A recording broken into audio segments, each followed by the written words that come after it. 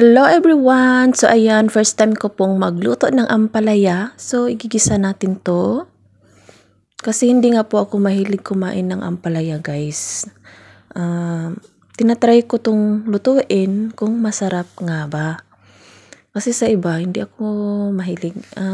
Nakakain na ako ng isang bisis, mapait po talaga siya. Pero ako ang magluto ngayon kung titikman natin kung masarap pa. Nilagyan ko muna yun siya ng ng asin. Binabad ko muna siya. Tapos nilagyan konting tubig. Tapos pinigaan ko na. At titingnan natin kung hindi na ba siya mapait. Titikman natin pala. Hindi lang titingnan, di ba? Tikman din natin. Siyempre tayo yung nagluto. Tikman natin. Tinitikman ko siya talaga kasi nga hindi ako mahilig sa mapait.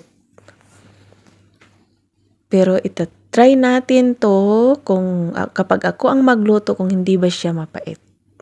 'Di ba? Sabi kasi nila, lagyan daw ng asin. Nagtingin ako sa YouTube nito. Nagtingin-tingin muna ako sa tutorial bago ako nagluto. So ayan. 'Di ba?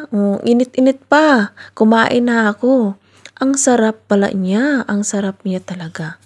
Masarap pala siya. Hindi po siya mapait kapag ibabad niyo muna ng konti sa asin at konting tubig. Tapos pigain. Drain niyo. Tanggalan niyo na siya ng katas para hindi masyadong. Tapos kinabukasan ito yung niloto ko. Sinabawan na tulingan na may cabbage. Kasi nga po walang ibang ilalagay. Cabbage yung nilagay ko. Tapos ito yung miswa na may manok. Masarap po siya. At saka pansit. Ayan, sunod yung pagkain namin dito. Dami naming nakakain. Kaya lang nagkataon talaga to na masakit yung ko dito sa singaw ko. Pero kumain pa rin ako guys. At syempre, kung nagluluto ka at kumakain, kailangan din nating maglinis. So, hindi po mahaba yung video ko. Kaya sinali ko na ang paglilinis ko. Naglinis po ako kasi nga po wala naman kasi kaming amo. Ilang days na kaming walang amo. Naglinis ako para po unti-untiin kung kasi mga ilang mga ilang araw o buwan ako sisipagin sa lahat ng mga linisin dito sa bahay. Hindi naman kasi po nagrereklamo yung amo namin. Basta maglinis lang kami, importante sa sa kwarto nila. Yun lang. At saka ito, syempre, every week ko din tong linisan yung ref. Kasi nga po, may mga luma na mga gulay at prutas. So tinatapon ko siya. Yung mga yung mga bulok na. So, ayan. Enjoy watching, guys. Kaya pasensya na kayo. Ako nito? Ito lang po talaga yung nabivideo ko kasi nga po, hindi pa kami nakalabas-labas. Nakakapagod din, sobrang init ng panahon. Walang masyadong laman yung ref namin ngayon kasi nga po, tinapon ko na yung iba na mga sira. At wala namang kakain, lalo na yung prutas.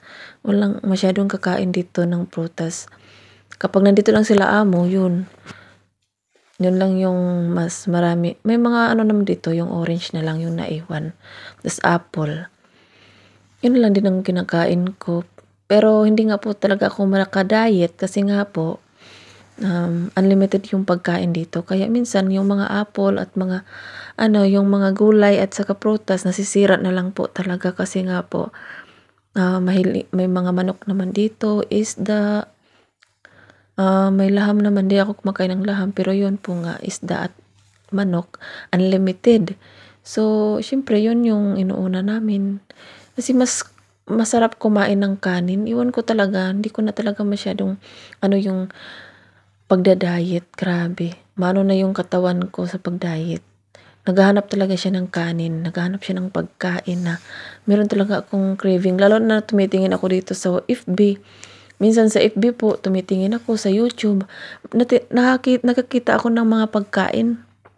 Paano ka naman makapag-diet kung marami kang makita na mga upload ng iba, 'di ba? Yung mga post nila, pagkain masarap, siyempre magluluto ka na naman kasi nagka-craving ka. So, ayun nga po, kailan pa kaya tayo maka-diet nito, 'no? Ang hirap talagang mag-diet kapag unlimited yung pagkain. Dati sa Saudi ako, nakakapag-diet talaga ako kasi nga po, um, kuripot yung amo ko tapos maano lang yung pagkain.